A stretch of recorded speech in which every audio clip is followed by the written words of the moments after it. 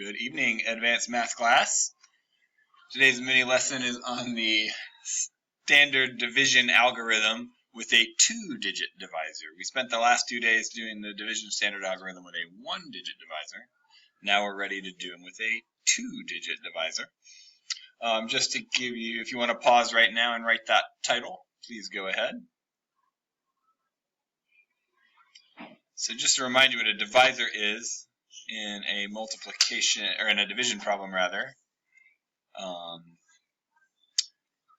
This is one we would have done the last couple of days. We would have done 894 divided by 6. And this, the number you're dividing by, is called your divisor.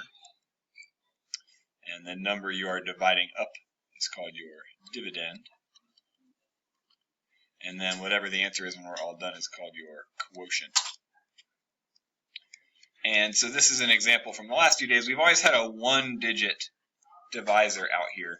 Today I want to work up to having a two-digit divisor instead of a one. This is just a practice problem with one-digit divisor. We've already done that. So if you would, go ahead and pause the video here. Work this out on a piece of scratch paper or something just as a reminder of what to do. When you unpause, I'll have the whole thing done for you to just check it. Alright, and here it is if you want to check. You can pause again. Check each step. Don't just check your answer. Check your step. Make sure you did 6 times 1 is 6, 6 times 4, 24, 6 times 9, 54. Make sure you got the whole thing. And then when you unpause, we will step this up to a two-digit divisor.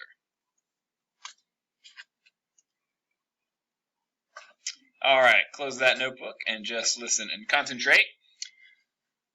So this time we're going to try a two-digit divisor. We're going to take the 425 students that are at field day, and we're going to divide them into 12 groups.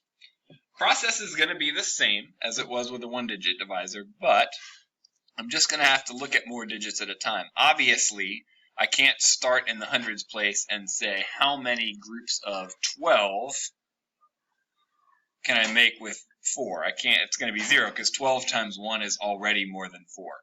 So when I have a two-digit divisor, it's never going to fit into the first number, ever. So you're always going to have to look out to the second digit every time. Because while I can't fit it into 4, I can fit 12 into 42. 12 times 1 is 12. 12 times 2 is 24. 12 times 3 is 36. 12 times 4 is 48. That's too many. But I can do 12 times 3 is 36. So the only difference with that two-digit divisor is I know I'm going to skip the first number and go to the first two. Sometimes we did that with one-digit divisors, but not always. So 12 times 3 is 36.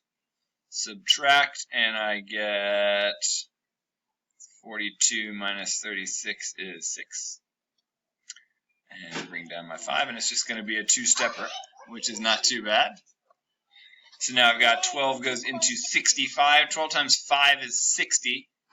12 times 6 is 72, so I can do 5 groups into my 65 and get 60. I have now used all my digits, so I am done. I have, let's see here, I've got a remainder of 5, so I'm going into 12 groups, so I'm going to have 5 twelfths as my remainder. Alright, let's do one in your notes together. Advance.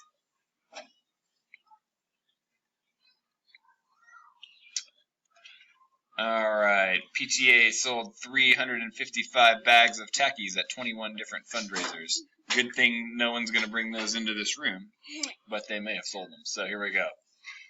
So how many did they sell at each fundraiser? Well, they sold 355 at 21 different fundraisers.